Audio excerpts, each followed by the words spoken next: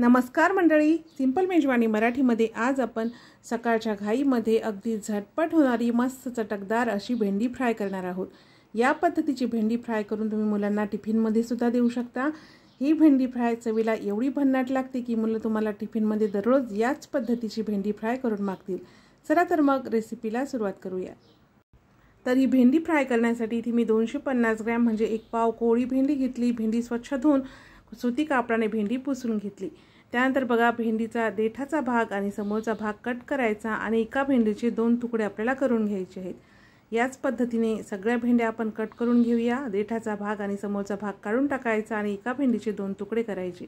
त्यानंतर भेंडीला अशा पद्धतीने मधोमध कट करून घ्यायचं। तुम्हाला व्हिडिओमध्ये दिसत आहे त्या पद्धतीने भेंडी पूर्णपणे कट न करता अर्धवट अशा पद्धतीने कट करून घ्यायची। तर बघा, अशा पद्धतीने सर्व भेंडी मी कट करून घेतल्या आहेत। आता ही भेंडी फ्राय करण्यासाठी कढईमध्ये 2 पळी तेल घालायचं आहे। भेंडी फ्राय करताना तेल थोडंसं जास्त लागते, म्हणजे आपली भेंडी फ्राय चिकट होणार नाही। तेल छान कडकडीत गरम करून घ्यायचं। नंतर त्यामध्ये 1 छोटा चमचा मोहरी घालायची आहे। मोहरी मस्त अशी तडतडू द्यायची। त्यानंतर अर्धा छोटा चमचा जिरे घालायचं आहे। जिरे मोहरी मस्त अशी तडतडली की आता यामध्ये कट केलेली भेंडी घालूया। इथे मी 3 हिरवी मिरची अशा पद्धतीने लांबसर कापून घेतली आहे आणि 10 ते 12 लसूण पाकळ्या अशा पद्धतीने जाडसर ठेचून घेतल्या आहेत। लसूण जाडसरच घालायचं आहे। खूप बारीक पेस्ट लसणाची घातली तर ती कढईला चिकटते। आता यामध्ये भेंडीला लागेल त्या चवीनुसार मीठ आणि छोट्या चमच्याने पाव चमचा हळद घातली आहे। आता सगळं साहित्य व्यवस्थित मिक्स करून घ्यायचं आणि 1 मिनिट ही भेंडी अशा पद्धतीने परतून घ्यायची।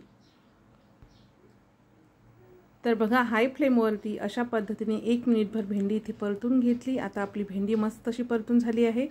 तर भेंडी अशा पद्धतीने थोडीशी कढईमध्ये पसरवून घ्यायची व याच्यावरती झाकण ठेवून आपल्याला 2 मिनिटे या भेंडीला वाफ काढायची आहे। गॅसची फ्लेम मीडियम ठेवायची आहे। मीडियम फ्लेमवर 2 मिनिटे या भेंडीला इथे मी वाफ काढून घेतली आणि तुम्ही बघू शकता आपली भेंडी बऱ्यापैकी शिजलेली आहे।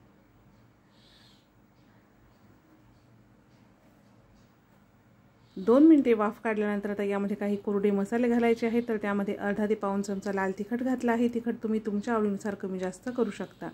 1 चमचा धनेपूड घातली आहे। पाव चमचा गरम मसाला आणि अर्धा लिंबाचा रस। लिंबाचा रस जर तुमच्याकडे नसेल तर आमचूर पावडर टाकू शकता, परंतु आमचूर पावडर किंवा लिंबाचा रस आवर्जून घालायचा आहे, त्यामुळे भेंडी मस्त चटकदार अशी होते। भाजलेल्या शेंगदाण्याचं 2 चमचे कूट घालायचं आहे आणि त्या सगळे मसाले भेंडीमध्ये व्यवस्थित असे मिक्स करून घ्यायचे। ही भेंडी फ्राय करायला खूप सोपी आहे। चवीला खूपच मस्त चमचमीत आणि चटकदार अशी लागते। तर बघा, भेंडीमध्ये सगळे मसाले व्यवस्थित असे मिक्स करून घेतले। आता पुन्हा एकदा याच्यावरती झाकण ठेवायचं आणि 1 मिनिटभर भेंडीला वाफ काढायची, जेणेकरून या सर्व मसाल्याची चव भेंडीमध्ये उतरते।